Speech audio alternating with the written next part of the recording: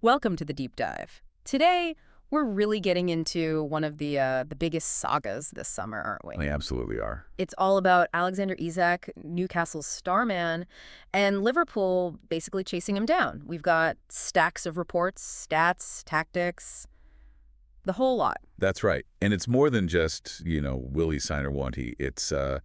It really opens up the whole world of Premier League football. We're talking club finances, player power, which is huge here. Yeah, definitely. Team dynamics, strategy, boardroom stuff. And you've got Alan Shearer's, very strong opinions in the mix, too.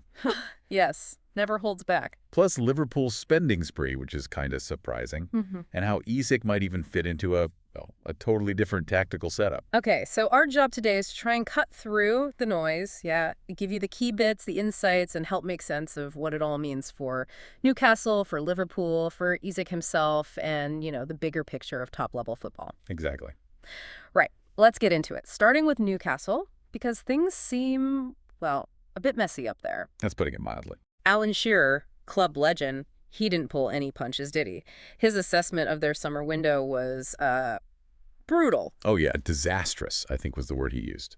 A mess. Okay. So they missed out on their first-choice targets.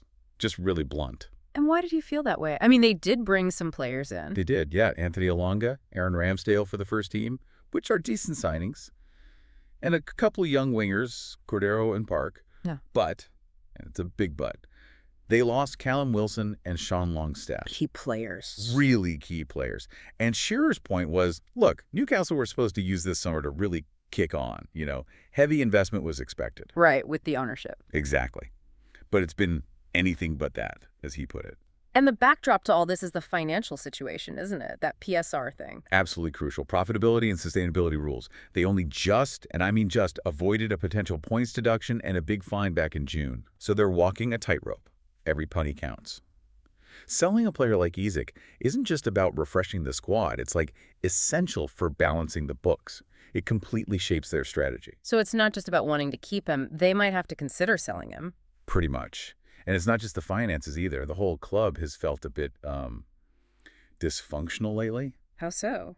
Well, they went into the summer without a sporting director, Paul Mitchell, left pretty abruptly. Then the chief executive, Darren Eales, resigned. His replacement, David Hopkinson, is only just getting his feet under the table. That's a lot of upheaval at the top. It is. And The Guardian reported there wasn't much communication coming from the Saudi ownership during all this. Just adds to that feeling of, disarray. Okay, so you've got financial pressure, you've got instability behind the scenes, and then you throw Isak himself into the mix. Things started getting tense with him too, right? Yeah, seems like it. Reports suggest it goes back to last summer. He was apparently promised a pretty hefty wage increase on his, £150,000 a week deal. And it just never happened. Yeah. That broken promise, apparently, is a big reason why he became, the report said, seriously annoyed and even sulky. Even after winning the Carabao Cup, you'd think that would be a high point. You would. But maybe the frustration was already building. And Eddie Howe, the manager, he's known for being quite strict, isn't he? Definitely. He came out with that line, players have to earn the right to train with us, can't act poorly. Exactly. And that directly led to Isak being told to train separately. He even had to stay away from a team barbecue, apparently. Ouch. That sends a message, doesn't it? A very clear one. And then came the preseason tour to Asia. Isak wasn't there. Right. They said it was a thigh strain. That was the official line, yeah. A minor thigh strain. But then reports surfaced that scans showed no evidence of injury. Seriously. So where was he? Training alone. In Spain. At his old club, Real Sociedad. Get out. And Howe didn't know. Apparently, Howe found out by reading it in the media. Oh, man. Imagine being the manager and finding that out from the papers. That's breakdown in trust right there. You'd have to think so. So given all of that, the finances, the internal stuff, the players' apparent unhappiness, the training situation, selling him starts to look, logical for Newcastle, doesn't it? Even with 3 years left on his deal. Yeah, especially if they can get that reported $120 million plus fee. That solves a lot of PSR problems in one go. Exactly. It gives Howe the funds to restock, as the reports put it, because their squad is talented, but it's pretty thin. They need depth. But finding replacements hasn't been easy for them, has it? They seem to be getting knocked back. That's the other side of the coin. They've apparently looked at players like Liam Delap, Juan Pedro, Hugo Ekitike, Benjamin Sesko. Good players. Very good players. Yeah. But reports say those players preferred moves to London or Manchester clubs. So Newcastle are kind of stuck, needing to sell, maybe wanting to sell, but struggling to line up who they want to bring in. Okay, so that's the Newcastle side. Let's zoom in on Isak himself. What are we talking about here? Remind us. Okay, Alexander Isak. He's 25, Swedish international, center forward, tall guy, 1.92 meters, so about 6'4", born back in '99. And his market value right now, no, it's huge. Transfermarkt had it at $120 million back in May. And you can see why, based on last season, can't you? His output was incredible. Well, absolutely phenomenal. He's Across all competitions, 42 games, 27 goals, 6 assists. Wow. And just in the Premier League, 34 appearances, 23 goals, 6 assists. Those are elite numbers, game-changing numbers. Definitely. Any downsides, any concerns a buying club might have? Well, you'd always look at injury history. Last season, 24-25, he did have a few spells out. There was a broken toe around October, November, then a hamstring issue in January, and a groin problem in February. Okay. Something to consider. It is. Clubs would do their due diligence on that for sure. Now, this is where it gets really wild. Player power. There's talk of him considering the nuclear option. Yeah, that's the term being used. Unilaterally terminating his contract, just walking away. Can players even do that, especially someone on his kind of contract? Well, it's based on a pretty significant ruling by the European Court of Justice back in 2023, the Lassana Diarra case. Ah, I remember that name. Yeah, former Chelsea, Real Madrid player. The court basically found that some of FIFA's transfer rules didn't align with EU law, specifically around like labor mobility and stopping anti-competitive practices. So it challenges the idea that a contract is totally binding if it stops a player moving freely within the EU. That's the argument, essentially. Yeah. It suggests that if a contract is seen as unfairly restricting a player's right to work, it might not be enforceable under EU law. It's potentially revolutionary. It shifts the power dynamic. Huge implications if that holds true across the board. Massive. It gives players like Isak incredible leverage. It's not just about him. It could reshape how transfers work everywhere in Europe. Okay, back to Alan Shearer for a second. Despite all this drama, his view on Isak wanting out was quite measured, wasn't it? Surprisingly so, yeah. He said he wasn't angry at all towards him. He was like, I understand how football works. I probably understand his mentality. Almost resigned to it in a way. Pragmatic. Very. And his advice to Newcastle was just as direct. If he doesn't want to be here, fine.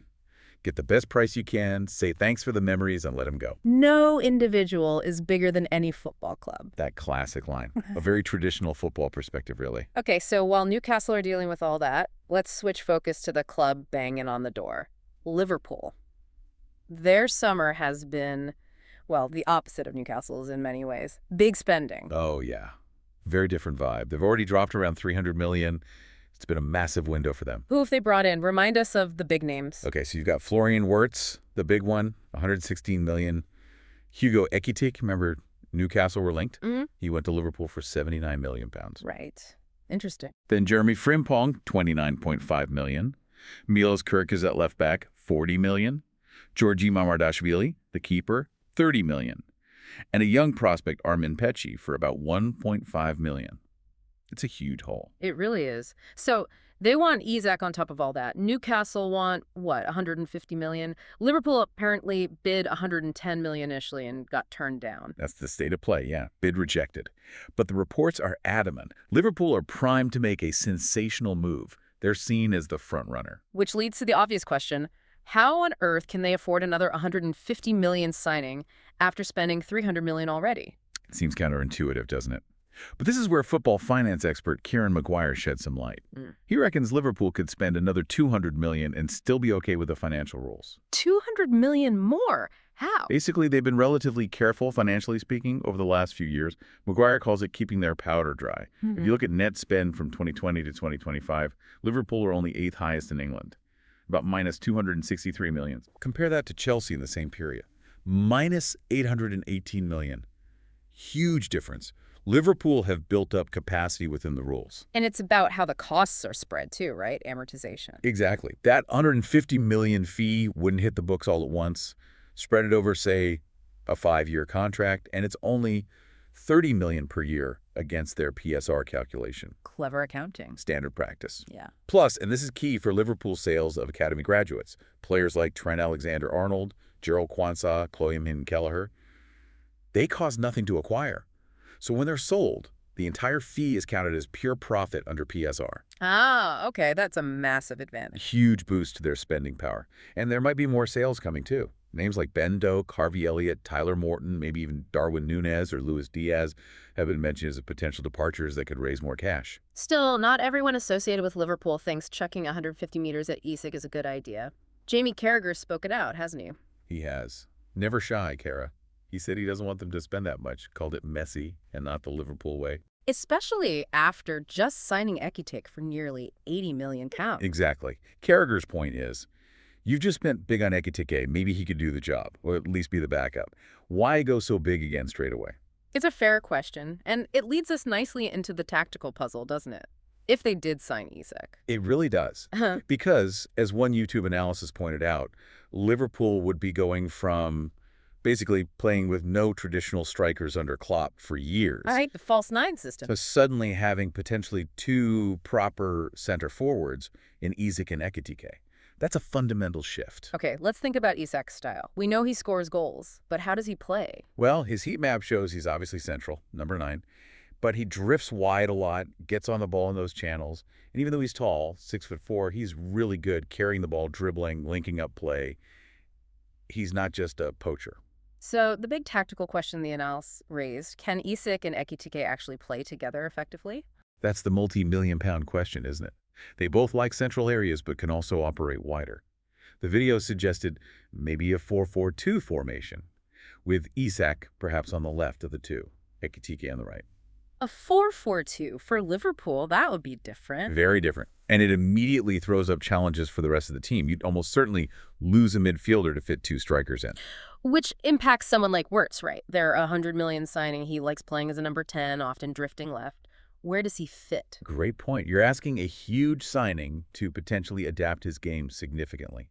That's always a risk. So how might this new-look Liverpool actually play, according to the analysis? Well, in possession, it wouldn't be a rigid 4-4-2. Yeah. You'd likely see asymmetry. Maybe someone like Jeremy Frimpong, the right wing back, pushing really high up the pitch. Okay. And in the final third, you'd have these split strikers. Wirtz might find space running beyond them. Salah on the right could maybe use Frimpong's overlapping runs or use Ekitike as a sort of backboard to play off. Interesting possibilities. But what were the potential downsides highlighted? A few key things. Firstly, Salah might end up playing deeper than usual, which could limit Liverpool's ability to hit those quick, direct long balls over the top that were so effective last season. Right, takes away a weapon. Potentially. Yeah. And secondly, playing with only two central midfielders against teams that use a 3, well, you risk getting overrun in the middle of the park. Exposed. Yeah, that sounds like a real danger. So the analysis asks, is this new approach maybe too gung-ho? Or is it just trying to fit too many square pegs in round holes, trying to accommodate all these expensive attackers without a clear, cohesive plan? It's a fascinating dilemma. So wrapping this all up, what's the big takeaway here? This Isak saga feels like more than just a transfer rumor. Oh, definitely. It's like a snapshot of modern football, isn't it? Yeah. You've got player ambition, maybe fueled by these new legal precedents. You've got club finances under the microscope with PSR. You've got tactical evolution happening right before our eyes. And you've got these boardroom power struggles playing out. And two clubs in totally different situations. Newcastle feeling the squeeze, dealing with internal issues, maybe forced into a sale. While Liverpool are flexing their financial muscles, which, interestingly, seem built on years of more careful strategic planning. And they might be about to embark on a really bold tactical experiment if they get Isak. It's a proper high-stakes game, isn't it? Millions and millions of pounds, player careers, club ambitions, all hanging in the balance in these last few weeks of the window. Absolutely. And it makes you wonder, doesn't it? What does this whole episode tell us about where football transfers are heading? And just how much power do players really have now in the Premier League? Food for thought. Thank you for joining us for this deep dive.